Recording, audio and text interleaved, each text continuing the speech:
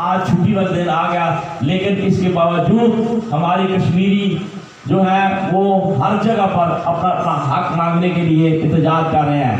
میں گزارش کروں گا آج کی تقریر کے حوالے سے ہمارے بہت ہی اچھے مقرر محمد طاہر MCP سے کہ وہ آئیں اور کشمیر کے حوالے سے اپنے خیالات کا اظہار فرمائیں۔ پاکستان جیوے جیوے، کشمیر بنے گا۔ بہت شکریہ بھائی صاحب۔ بسم اللہ الرحمن الرحیم۔ ان اللہ مع الصابرین، اللہ صبر کرنے والوں کے ساتھ ہے۔ قابل عزت چیف آفیسر جناب محمد رضا الہی صاحب،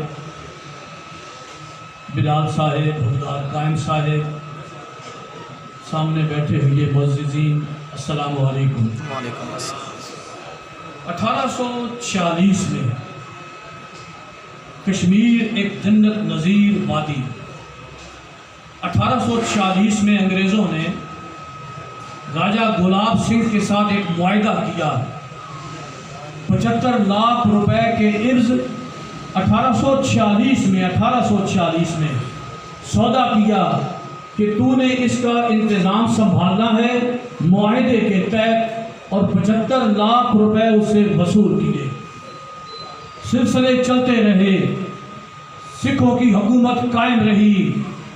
اس دوران ایک قانون پسند لیڈر قائد اعظم نے جنم لیا اور ایک نئی موومنٹ کا آغاز کیا، اور اسی دوران اس وقت کے مرد کلندر، اس وقت کے عظیم شاعر علامہ اقبال نے جنم لیا اور آواز دی، اے طائر لا ہوتی۔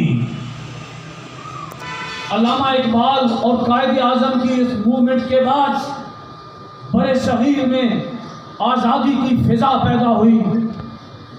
وڈیروں کے خلاف غریب اٹھ کھڑے ہوئے اور آزادی کے حق میں نعرے مستانہ بلند کیا، اور بالآخر اس نعرے کے بعد دنیا نے دیکھا مسلمانوں کی قربانیوں نے ایک عجیب رنگ پیدا کیا کہ بر صغیر پاک و ہند کی تقسیم کا وقت آ گیا، اور پاکستان نے دنیا کے نقشے پر قدم رکھا۔ ہمارے پیارے وطن نے ہزاروں قربانیوں کے بعد دنیا کے نقشے پر قدم رکھا، مگر اس دوران یہ تقریباً 84,471 مربع میل پر پھیلا ہوا کشمیر تقسیم ہند کے بعد ہری سنگھ نے بھارت کے ساتھ مل کر 27 اکتوبر 1947 کو کشمیر کا ایک حصہ بھارت کے حوالے کر دیا۔ یہ ٹوٹلی طور پر غیر قانونی تھا، غیر آئینی تھا، اس لیے کہ کشمیر میں 80% آبادی مسلمانوں کی تھی، 80% آبادی ایمان والوں کی تھی، لیکن ان کافروں نے ملی بھگت کر کے کشمیر پر غاصبانہ قبضہ کیا۔ پاکستان اور ہندوستان کی جنگ کا آغاز ہوا اور کشمیر کے لیے آزادی کے لیے موومنٹ سٹارٹ ہوئی، مگر اقوام متحدہ نے بیچ میں ٹانگ اڑائی اور جنگ کو رکوا دیا، اور معاہدہ یہ ہوا کہ بر صغیر میں کشمیر کے علاقے میں ایک باقاعدہ الیکشن کے ذریعے حکومت قائم کی جائے گی اور اس کے حوالے کیا جائے گا جدھر لوگ کہیں گے۔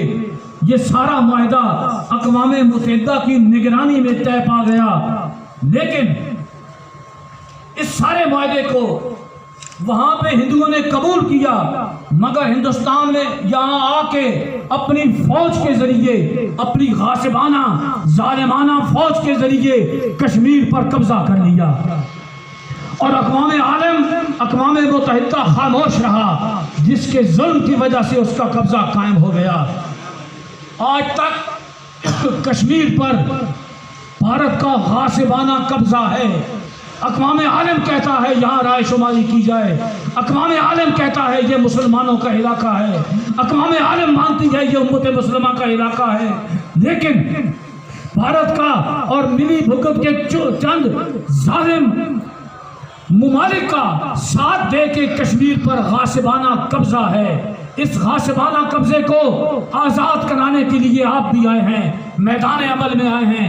ये जो मूवमेंट आप करते हैं, ये जो मार्केट में आते हैं, ये जो जलसे करते हैं, ये जो जुलूस निकालते हैं, इसके असरात हैं।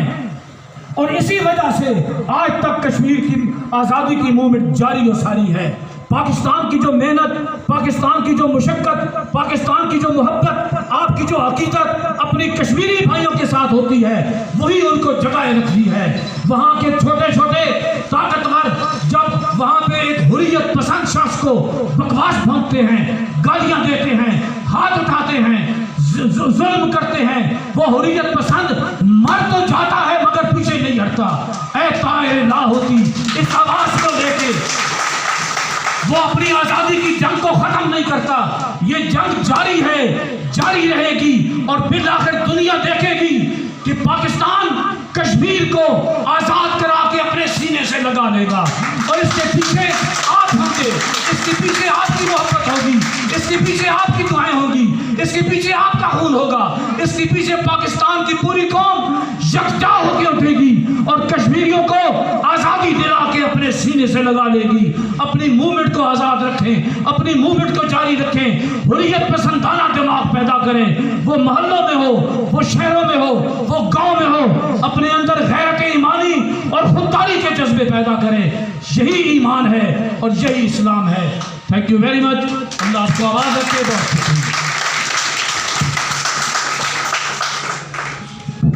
बहुत शुक्रिया।